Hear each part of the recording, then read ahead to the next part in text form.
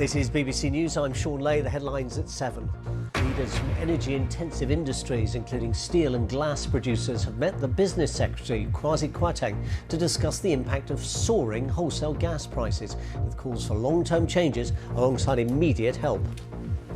I think if we're headed to a very dark place if the government doesn't step in now, like other countries in the rest of Europe have already stepped in. More than 40 million people will be offered a flu vaccine in the biggest flu programme in the NHS's history, amid worries about COVID-19 and flu circulating at the same time this winter. Pig farmers who don't have enough abattoir staff to slaughter their pigs say UK agriculture has never suffered like this before. At least 50 people have been killed in a suicide bomb attack on a mosque in the Afghan city of Kunduz.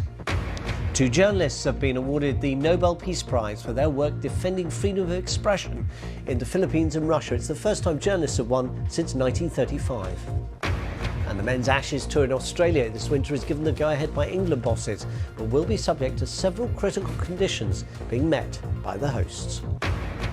And coming up in half an hour's time, I'll be joined by foreign correspondents based in London to give an outsider's perspective on events in the UK and around the world. That's on Dateline. Do stay with us for that.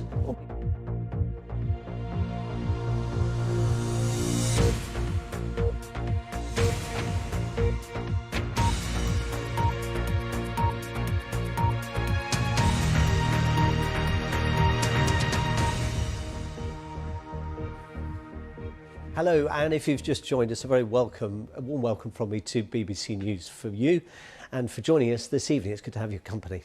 Now, the UK steel industry has said the government has failed to offer any immediate help to deal with the rising price of gas after a meeting they held with the Business Secretary Kwasi Kwarteng this afternoon. The head of UK Steel, which represents that industry, said he was baffled that Mr Kwarteng did not provide solutions during a meeting with leaders of energy-intensive companies which are struggling. The cost of natural gas has been at a record high, and businesses which are not protected by the government's price cap that only affects consumer bills are already facing large increases in their costs. Ofgem, the watchdog, has warned that householders will also see significant rises in prices next spring when the cap on domestic gas costs is next reviewed. Our business editor Simon Jack has more.